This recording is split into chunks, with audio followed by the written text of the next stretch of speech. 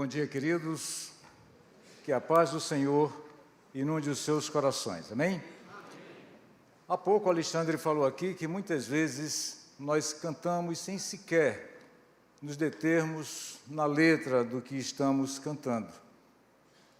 Isso acontece também com relação à palavra de Deus. Muitas vezes nós lemos a palavra de Deus, lemos por ler, não conseguimos fixar naquilo que deve ser fixado, muito menos, por conseguinte, aplicar aquilo que deve ser aplicado. Estava eu no mercado, aqui mais conhecido como mercantil, vi lá o meu vizinho, estava com seu filhinho, um bebê de 3 anos de idade, Miguel, e vinha um senhor com um pássaro no ombro, não sei qual era a espécie, mas um pássaro muito manso, e o Miguel ficou assim vidrado naquele pássaro, olhando, encantado, e aquele homem também se encantou com aquela criança, sorriu para ela e falou para o pai: puxa vida, tão bom que permanecesse deste tamanhinho, tão bom que não crescesse. Em outra oportunidade, eu vi uma cena lamentável, triste, um casal discutindo, deu para deduzir que o rapaz não queria muito assumir o seu papel de chefe do lar, e a esposa diz em alto e bom som: rapaz, cresça, cresça. Aquele rapaz, já bem grande, bem de idade bastante avançada já, precisava tomar uma atitude na sua vida e crescer emocionalmente, crescer sentimentalmente, enfim, realizar uma série de coisas que não estavam condizentes com a sua idade. Mas eu quero falar hoje justamente sobre isso, sobre a importância de crescer. Aquela criancinha pequenininha, o Miguel, vai precisar crescer em estatura, vai precisar crescer também no conhecimento das letras, no conhecimento das Sagradas Escrituras, e eu peço a Deus que os pais tenham sabedoria e discernimento para isso. Gostaria de convidá-los para abrir as suas Bíblias na primeira carta aos Coríntios, capítulo 13. Vou ler apenas um versículo, versículo 11, mas eu peço que os irmãos mantenham suas Bíblias abertas, porque nós vamos dar uma passeada aí em alguns outros textos também de igual importância. 1 Coríntios, capítulo 13, versículo 11.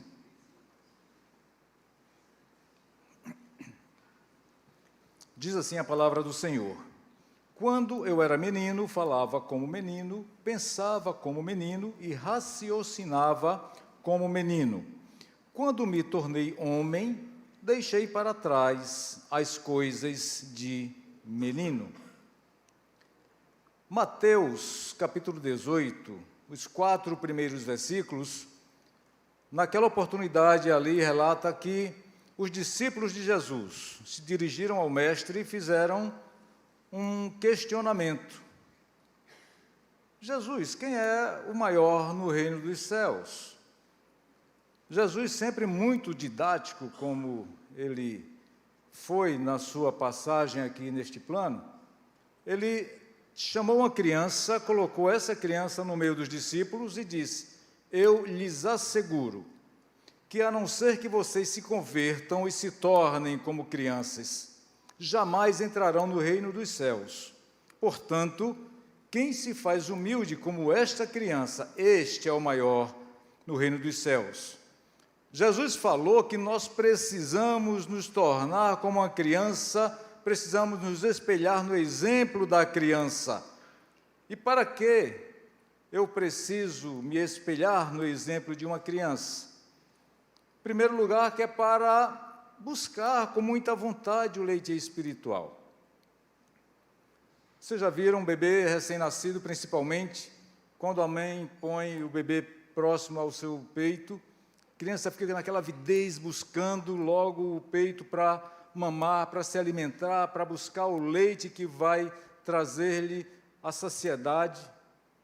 É nesse sentido que nós devemos ser, ávidos buscar o leite espiritual, buscar nos acercar da palavra de Deus para crescermos espiritualmente, para termos ciência das Sagradas Escrituras.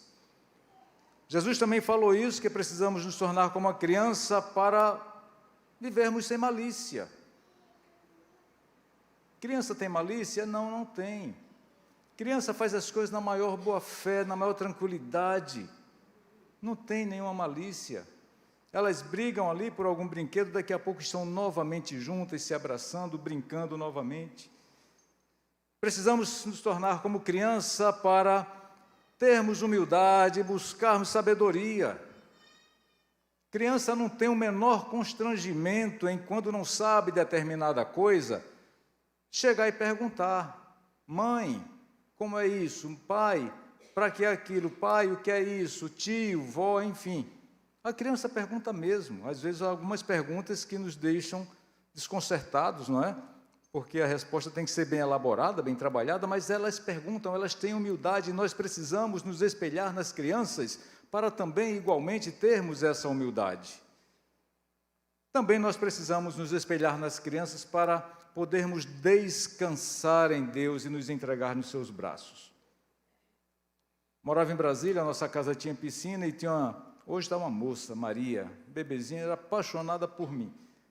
E muitas vezes ela ficava na borda da piscina e falava: Maria, se joga. Ela não pensava duas vezes, se jogava, porque ela tinha confiança que eu ia acolhê-la, que eu não ia deixá-la se machucar, nem se afogar. Precisamos descansar nos braços de Deus também, como crianças, nos jogar nos braços do Pai, certos de que Ele nos livrará, de que Ele nos protegerá, de que Ele cuidará de nós. São essas coisas que nós todos precisamos conservar. É nesse sentido que nós devemos permanecer crianças. É essa criança, nesses aspectos, que deve aflorar em nós. No entanto, o apóstolo Paulo, lá em 1 Coríntios, capítulo 14, versos 20, ele diz assim: irmãos, deixem de pensar como crianças. Com respeito ao mal, sejam crianças, mas quanto ao modo de pensar, sejam adultos. Aí eu pergunto, será que tem algum contrassenso aqui na Bíblia? Será que a Bíblia é contraditória? Não. Aqui está se falando de criança sob o aspecto espiritual, de outra forma está falando de criança sob o aspecto dela agir como criança. Nós somos discípulos de Jesus e estamos sendo enviados como ovelhas no meio de lobos. Por isso que nós precisamos estar preparados. Basta olharmos os acontecimentos atuais, a gente vai perceber como está cada dia mais difícil você ser crente, como está cada dia mais desafiador você ser genuinamente crente. Muitos apelos do mundo, muitas coisas para distrair nossa atenção, para nos tirar do caminho da verdade. Paulo diz que devemos ser crianças com respeito ao mal, mas devemos ser adultos quanto ao modo de pensar. E quando ele diz isso, ele está dizendo, com outras palavras, o que Jesus falou lá em Mateus capítulo 10, verso 16, sejam prudentes como as serpentes, sejam simples como as pombas.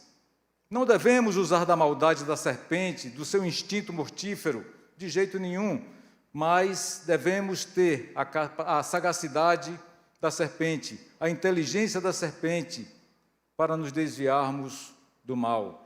Nós devemos combinar essa sagacidade, essa inteligência com a simplicidade das pombas, a fim de fugirmos do egoísmo, da soberba, da falta de perdão. É nesse sentido que o apóstolo está falando. Eu já ouvi diversas vezes mesmo, a seguinte frase, comentários de uns acerca de outros: rapaz, fulano de tal apodrece, mas não amadurece. Porque aquela pessoa já está em idade avançada, no estágio da vida tal, mas age como uma pessoa ainda que está ali começando a sua jornada, ainda aprendendo os rudimentos de como se portar socialmente, de como agir em determinadas situações. Tem muitas pessoas assim, mesmo com o passar dos anos, continuam infantis, mesmo com o passar dos anos, continuam desnutridas no seu desenvolvimento social, psicológico e emocional.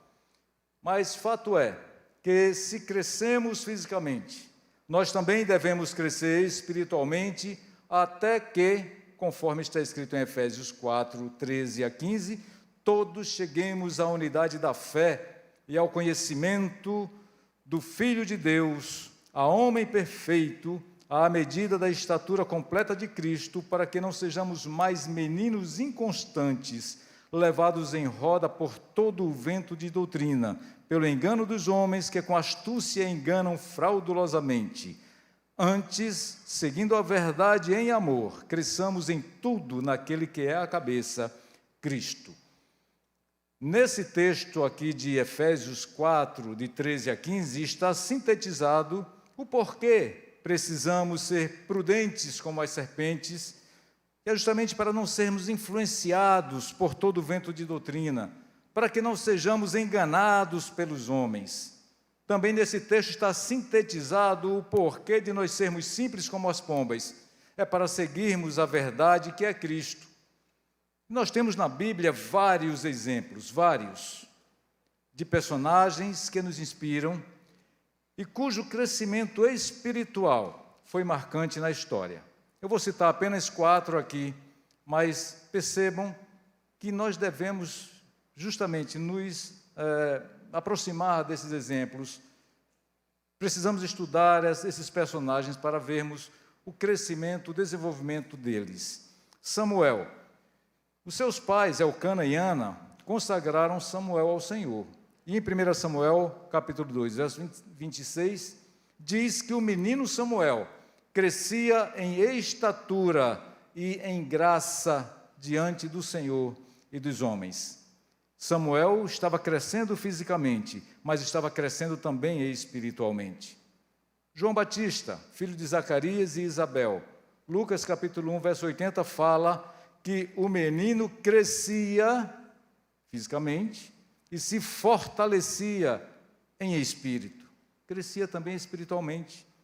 O apóstolo Paulo, nós conhecemos bem a história do apóstolo, ele era um perseguidor de cristãos, e homem já feito, ele teve aquele encontro marcante com Cristo no caminho de Damasco, caiu, ficou cego, foi conduzido pela mão de outra pessoa para entrar na cidade, e a partir daquele momento, a chave do apóstolo Paulo virou, inverteu-se a posição ali. Paulo, antes perseguidor, passou a ser perseguido. E mesmo criança no Evangelho, naquele encontro recente que teve com Jesus, Atos capítulo 9, verso 22, diz que Paulo se esforçava muito mais e confundia os judeus que habitavam em Damasco, provando que aquele Jesus que ele anunciava era o Cristo, o Messias. Mesmo um bebê na fé, mesmo uma criancinha ainda nos caminhos do Senhor, apóstolo Paulo demonstrava que se esforçava muito a ponto de confundir os judeus. Precisamos buscar esse crescimento. E o quarto personagem, Jesus Cristo, Deus encarnado, esse Deus que foi concebido pelo Espírito Santo, nascido de virgem. Jesus nasceu, habitou entre nós, e diz a Bíblia, em Lucas 2,40, que o menino crescia em estatura e se fortalecia, enchendo-se de sabedoria. E segue o texto dizendo que a graça de Deus estava sobre ele. Precisamos crescer na estatura, mas precisamos crescer também em sabedoria, na graça e no conhecimento da palavra de Deus. Esses personagens que eu mencionei, quando eram meninos, falavam como menino, sentiam como menino, pensavam como menino, mas à medida que foram crescendo e chegaram à fase adulta, acabaram as coisas de menino. Eles amadureceram, eles cresceram em sabedoria e graça diante de Deus. Em Deus eles se fortaleceram e para Deus trabalharam e frutificaram nas suas vidas. Você tem frutificado? A sua vida tem sido frutífera para Deus? O que é que você tem feito da sua vida, espiritualmente falando? Jesus pisaria aonde você pisou? Nos seus passos, é até título de um livro, O que faria Jesus? Vemos muitos cristãos, queridos, imaturos espiritualmente. Vemos muitos cristãos fracos espiritualmente. Cristãos que não crescem porque estão, por exemplo, envolvidos em disputas pessoais dentro das próprias igrejas, buscando ver quem pode mais. Cristãos fazendo oposição aos seus líderes, aos próprios pastores da igreja. Nós vemos cristãos muito antigos na caminhada, mas imaturos demais, porque não olham para Cristo, não olham para frente, muito menos para o alto. Ficam limitados a olhar o que está acontecendo ao redor. Diz até que um jovem chegou para o pastor e falou assim: pastor, você é dessa igreja. Mas por quê, meu filho? O povo aqui é muito fofoqueiro, o povo aqui não presta atenção em nada, nas mensagens, enquanto o senhor está falando lá em cima, ele está aqui no celular, mandando WhatsApp, respondendo e tal. O pastor faz o seguinte, pegou um copo, encheu bem o copo, até quase transbordar, e falou assim: faz o seguinte, dá umas 3 voltas no meio do salão da igreja, sem derramar. Lá vai o rapaz. Deu a primeira volta, com todo cuidado, deu a segunda, deu a terceira e voltou. Pronto, pastor, não derramei nenhuma gota. Muito bem, você viu alguém fofocando, alguém... Não vi não, é porque o seu foco era outro. Se nós focarmos em Jesus, nas coisas do alto, nós vamos sim buscar este crescimento que a gente tanto precisa. Se nós deixarmos, abandonarmos a vida do outro, coisas de menino, picuinhas, aí a gente vai conseguir crescer. Nós vemos cristãos bastante antigos na caminhada, mas imaturos demais, porque não olham para Cristo, não olham para a frente nem para o alto. Cristãos antigos na caminhada, mas imaturos demais, porque não fortaleceram o seu espírito, e por isso não crescem, porque não podem receber uma alimentação mais densa, alguma coisa mais sólida. Como diz aqui no Ceará, não consegue tomar algo mais substancial do que caldo de bila, né? Essa era a preocupação de Paulo, quando ele escreveu a primeira carta aos Coríntios, no capítulo 1, verso 10. Já no início desse capítulo, Paulo roga que aqueles irmãos falem a mesma linguagem, que aqueles irmãos se entendam, que não haja divisão entre eles.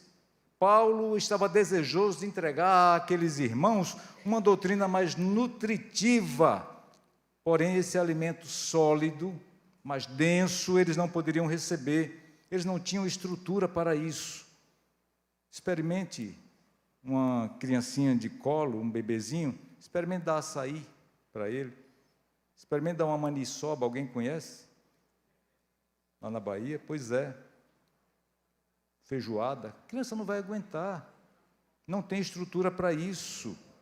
E Paulo falava àquela igreja, chamando aqueles irmãos de carnais, palavras duras, vocês são carnais, vocês são mundanos. E ele falava isso porque muitos deles, mesmo sendo conhecedores da verdade, se recusavam a crer que Jesus veio, viveu aqui, morreu pela humanidade, ressuscitou e vive com Deus Pai. Eles estavam ainda naquela fase, tomando o colostro da palavra. Certamente o apóstolo Paulo ainda tinha que tratar com aqueles irmãos dos assuntos iniciais acerca da vida de Jesus. Paulo tinha que tratar daqueles irmãos ainda das profecias de Isaías sobre o nascimento de Jesus, quando ele já podia estar tratando com aqueles irmãos de assuntos como pecado, arrependimento, justiça, juízo, salvação, inferno. E muita gente tem um medo tremendo de falar sobre isso, de ouvir sobre isso, mas aqueles irmãos não tinham estrutura para esse tipo de assunto, eles não tinham condições de receber esse alimento. Mas nós vemos também que muitos cristãos são fracos na fé, imaturos espiritualmente, que não crescem porque são tardios, são lentos em ouvir. O autor de Hebreus, nós não sabemos quem é, capítulo 5, de 11 a 14, ali trata desse assunto. E quando fazemos uma interpretação de texto, nós vemos que tardio, no original grego, é uma pessoa descuidada, indolente, preguiçosa, vagarosa. Os hebreus estavam assim, descuidados, preguiçosos, vagarosos no trabalho do Senhor e principalmente no ensino. Ao falar da profecia acerca de Moabe, Jeremias 48:10, o profeta chama de maldito aquele que fizer a obra do Senhor relaxadamente ou, em algumas versões, com mão remissa, que é a mesma coisa de fazer a obra do Senhor descuidadamente, preguiçosamente, vagarosamente. Há uma maldição para quem age assim. E a consequência, queridos irmãos, é o nanismo espiritual. Vai continuar pequenininho, não vai conseguir crescer de jeito nenhum. O autor da carta aos Hebreus diz em Hebreus 5:12 que aqueles irmãos já deveriam ser mestres, já deveriam estar lá na frente, já ensinando outras pessoas a palavra. No entanto, o autor diz que eles tinham necessidade de alguém que os ensinasse de novo. Meu Deus, até quando eu vou falar a mesma coisa e você não absorve? É o que Alexandre falou aqui, a gente canta o hino, de repente não sabe nem o que está cantando. Muitas vezes a aula é ministrada na EBD, você saiu dali e você pergunta, qual foi o tema da aula? Não sei. Muitas vezes a pregação é proferida aqui desta tribuna e se pergunta depois lá fora, o que é que o pastor falou? Aí vem aquele, cri, não sei. Nos falta atenção. Muitas vezes nós somos assim, indolentes, preguiçosos, vagarosos, temos que aprender de novo as mesmas coisas. E tomando, por exemplo, o apóstolo Paulo, o autor diz que os hebreus se tornaram como necessitados de leite e não de alimento sólido. O que ele estava dizendo é que eles não cresceram, eles estavam desnutridos em razão da preguiça, em razão da falta de cuidado com o estudo e com o ensino da palavra. E Deus quer o seu povo, o povo que foi alcançado pela graça salvadora, povo seu, chamado pelo seu nome, um povo exclusivamente seu. Deus quer que esse povo seja zeloso, de boas obras, povo conhecedor e ministrador da sua palavra. Nós vemos outros cristãos que são imaturos espiritualmente, mirrados, franzinos, que não crescem porque são instáveis na carreira cristã. Paulo escreve aos Efésios, mas desta feita ele não faz para resolver algum problema, alguma disputa que estivesse acontecendo entre aqueles irmãos, não. Ele escreve para reforçar entre aqueles irmãos a importância de a igreja estar debaixo do senhorio de Jesus, fazendo a sua vontade. Se você prestar muita atenção, há sempre menção de Jesus como Senhor, em primeiro lugar, e Salvador. Nós temos que estar debaixo, submetidos ao senhorio de Jesus. Ele é meu Senhor e Salvador. Então, Paulo tinha essa preocupação de que houvesse organização na igreja. E ele traça ali um organograma, dizendo em Efésios 4:11, que Jesus concedeu uns para apóstolos, outros para profetas, outros para evangelistas e outros para pastores e mestres. Puxa vida, mas Paulo era muito burocrático. Não, queridos. A finalidade dessa organização tão bem estruturada não era para que existissem questões burocráticas, muito menos questões hierárquicas. Efésios 4:12 diz o porquê. Era com o fim de preparar os santos para a obra do ministério, para que o corpo de Cristo seja edificado. A finalidade é a edificação da igreja. Igreja esta que Cristo é a cabeça. Havia preocupação com o ensino. Havia sim. Porque devidamente instruídos, devidamente firmados na doutrina de Cristo, aqueles irmãos, e nós também, não seremos como crianças, levadas de um lado para o outro pelas ondas, nem jogadas para cá e para lá, por todo o vento de doutrina e pela astúcia e esperteza de homens que induzem ao erro. Está lá em Efésios 4,14. Tem uma máxima que fala que um texto fora de contexto é pretexto para toda heresia. Nós temos muitas doutrinas sendo pregadas. Nós temos hoje um evangelho self-service. Eu vou, me ligo no canal, estou gostando desse cara não. Ele está batendo muito forte, muda de canal. Opa, esse sim, olha, ele está falando que se eu fizer desse jeito ou daquele jeito, eu vou prosperar. Muitas doutrinas, muitas teologias, muitas, principalmente nas redes sociais, teologia da liberdade, teologia da prosperidade, enfim, nós temos muitas pessoas nossas, no nosso meio, que crescem os olhos, que são enredadas, envolvidas por essas artimanhas, em busca dessas falsas teologias. Precisamos ter cuidado com isso. É muito bom ser próspero, não tem nenhum problema não, mas nós não temos registro bíblico. No entanto, não era isso que Jesus pregava. Não era isso. Não era esse o foco de Jesus. Quer ver? Zaqueu, um homem rico, coletor de impostos, um alto funcionário, digamos, da Receita Federal, se é que tinha Receita Federal lá naquela época, pequenininho, talvez um pouco maior do que pastor Léo, mas ele experimentou um crescimento espiritual tremendo. Em que momento? Quando ele compreendeu a mensagem salvadora de Jesus. Tanto é que Jesus falou: hoje veio salvação a esta casa, porque o Filho do Homem veio buscar e salvar o que se havia perdido. E nós, meus irmãos, como instrumentos nas mãos de Deus, o que é que nós temos feito? Como devemos proceder?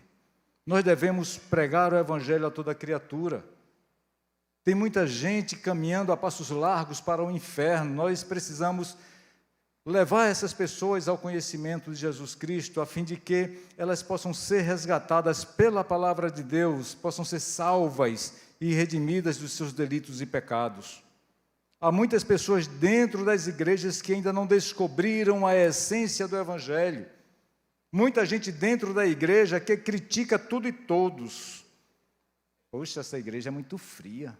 Misericórdia, só o sangue. Já ouviram isso, né? Muita gente dentro das igrejas que ainda não descobriu a essência do Evangelho. Pessoas dentro das igrejas que acham tudo muito ruim. Nós somos a igreja, corpo de Cristo, da qual Ele é a cabeça. João 15,5 fala: eu sou a videira, vocês são os ramos. Se alguém permanecer em mim e eu nele, esse dá muito fruto, pois sem mim vocês não podem fazer nada. A igreja está fria? A temperatura da igreja como é que está? Calor, o fervor, o amor que deve permear os corações dos irmãos, como é que está? De quem depende ou de que depende? Depende de mim, depende de você. Se eu estou achando que a igreja está fria, primeira providência que nós temos que fazer é medir a nossa temperatura espiritual. Precisamos inicialmente, desde já, nos perguntar: eu tenho dedicado tempo para a leitura e o estudo da palavra? Quanto tempo eu tenho dedicado para a oração, para falar com Deus, para abrir o meu coração ao Senhor, para pedir dele orientação? Como é que está o meu testemunho dentro de casa, no carro, durante o trânsito, no trabalho, na vizinhança? A forma que eu tenho falado, que eu tenho agido, tem edificado vidas ou tem servido de tropeço? Aí me lembra a história daquele diácono que faleceu caixão ali sendo velado na igreja, o culto, família do lado ali, a esposa, os filhos, e o pastor falando dos atributos daquele homem bom, fiel, dedicado, bom marido, bom pai. Aí a esposa, a viúva, não se conteve, cutucou o menino, esse menino, olha ali, isso é teu pai mesmo, que está dentro daquele caixão. Como está o nosso testemunho? Nós somos cartas vivas, queridos. A sociedade está nos lendo todo o tempo, toda hora. Eu costumo dizer, nós somos WhatsApps vivos, e-mails vivos. Como está o nosso proceder? Temos edificado vidas ou temos ajudado a jogar pessoas ainda mais para o abismo? Muita gente diz, eu me lembro até do Eudemir, que o culto não foi bom. Ora, o culto que nós prestamos é adoração. E adoração nada mais é do que serviço prestado ao Senhor. É isso mesmo, serviço que eu presto ao Senhor. O culto deve ser prestado ao Senhor para agradar ao Senhor. É Deus quem deve se agradar do culto, não eu nem você. É Deus. Aos irmãos da igreja em Roma, Paulo rogou que, na medida das misericórdias de Deus, eles se apresentassem inteiros, prontos, em sacrifício vivo como resposta de agradecimento a Deus, porque Deus enviou o seu Filho. Paulo quer que aqueles irmãos se apresentem em sacrifício santo e agradável a Deus, que é o culto racional. Culto este que é prestado por aqueles que foram redimidos pelo sangue do Cordeiro. Então, se o culto não foi bom, foi porque o seu serviço não foi bom. Se o culto não foi bom, foi porque a sua adoração não foi boa. Se o culto não foi bom, foi porque a sua entrega não foi boa. Pense nisso. Há ainda quem critique dizendo que a mensagem foi fraquinha. Ou mensagem misericórdia.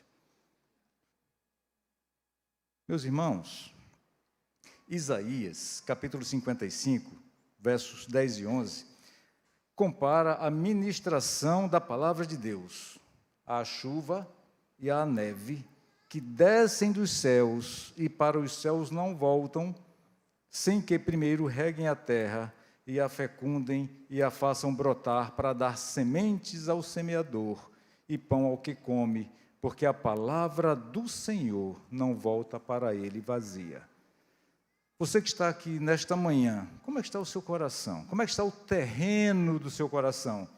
Está pronto para receber essa palavra, esta semente que está sendo lançada aqui? Ela vai encontrar espaço no seu coração para que ela possa frutificar, que ela possa brotar? Ou será que o seu coração está um coração pedregoso, que vai, de repente, brotar, mas de uma forma muito rasa?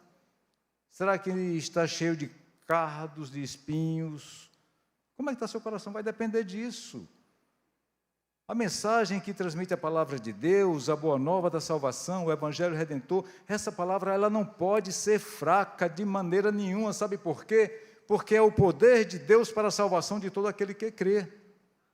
Então, cabe a quem recebe a palavra de Deus permitir que seu coração seja tomado pelo Espírito Santo e pedir ao Espírito Santo que ele lhe dê o discernimento necessário para a sua compreensão, a fim de que você possa trilhar a carreira cristã de uma forma estável.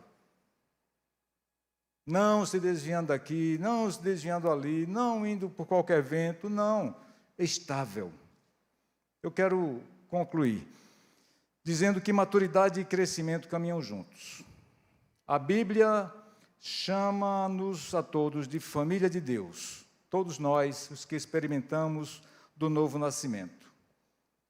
Como em toda família, nós sabemos bem, em se tratando as coisas espirituais, também é assim. Nós temos criança, gente adulta, jovem, ou seja, nós temos gente imatura e gente madura no meio da família cristã. Nós temos gente madura e gente que está em processo de amadurecimento.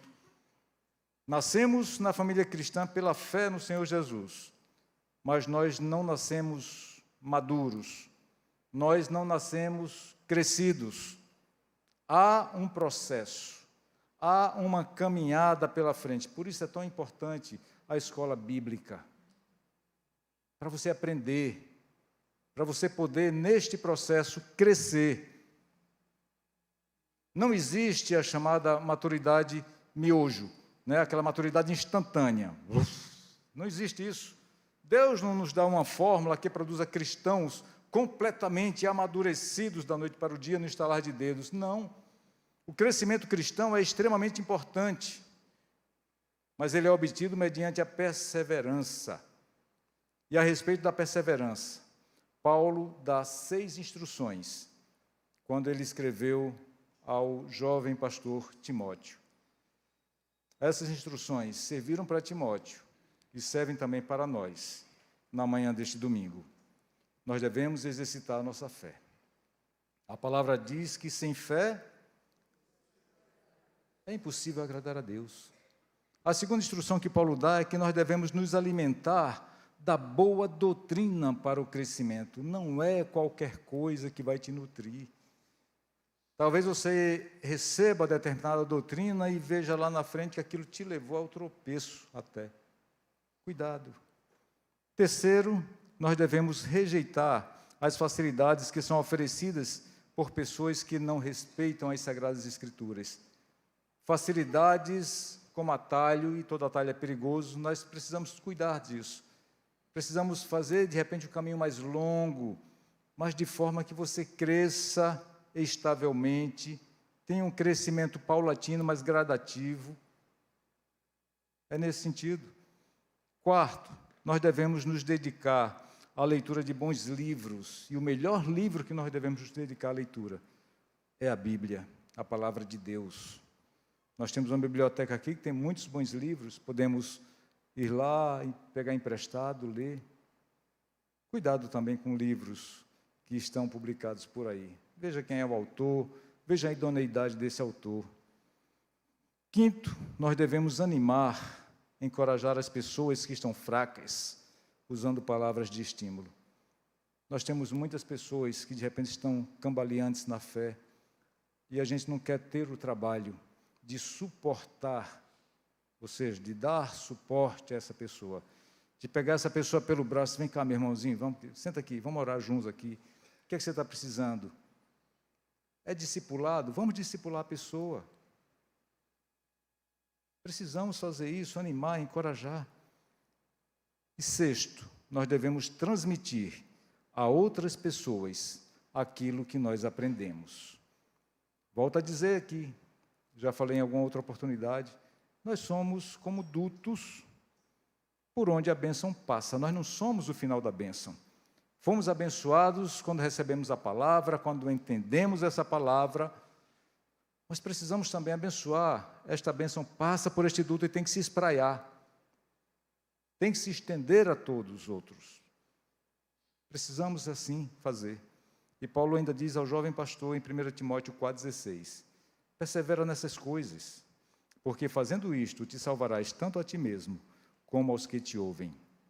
Em Filipenses 3, 13 e 14, Paulo nos adverte para esquecermos as coisas que ficaram para trás e avançarmos para as que estão diante de nós, prosseguindo para o alvo, pelo prêmio da soberana vocação que há em Cristo Jesus. Isto quer dizer que é muito importante vivermos bem cada momento da nossa vida, do nosso dia, utilizando cada hora, minuto e segundo para crescermos na graça e no conhecimento do nosso Senhor Jesus Cristo. Não podemos ficar perdendo tempo com bobagens. Temos que ser obreiros aprovados. Temos que buscar intimidade com Deus, intimidade com maturidade, a fim de que Deus possa nos ter no rol daqueles que, a exemplo de Davi, era segundo o coração de Deus, para que nós estejamos no rol daqueles que, a exemplo de Jó, era reconhecido como um homem íntegro e reto, temente a Deus e que se desviava do mal. Precisamos estar no rol de homens que, a exemplo de Moisés, o Senhor conversava com ele face a face, falando como a um amigo. Essas coisas, queridos, são dons de Deus que devemos aproveitar para o nosso bem, para o bem do nosso próximo e para a glória de Deus. Peçamos ao Senhor que Ele nos ensine a contar os nossos dias, a fim de que alcancemos corações sábios. Que Deus nos abençoe. Baixe a sua fronte, feche seus olhos.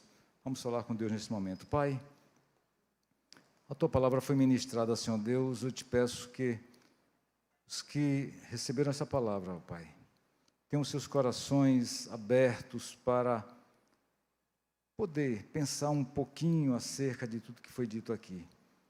Que nós, Senhor Deus, possamos ter esse caráter de crescimento, de buscar saber mais de perto quem Tu és, pelo estudo da Tua palavra, buscar essa intimidade contigo, Senhor Deus, por intermédio da oração. Ajuda-nos nesse sentido, Pai. Cuida de todos nós. Te oro no nome de Jesus. Amém.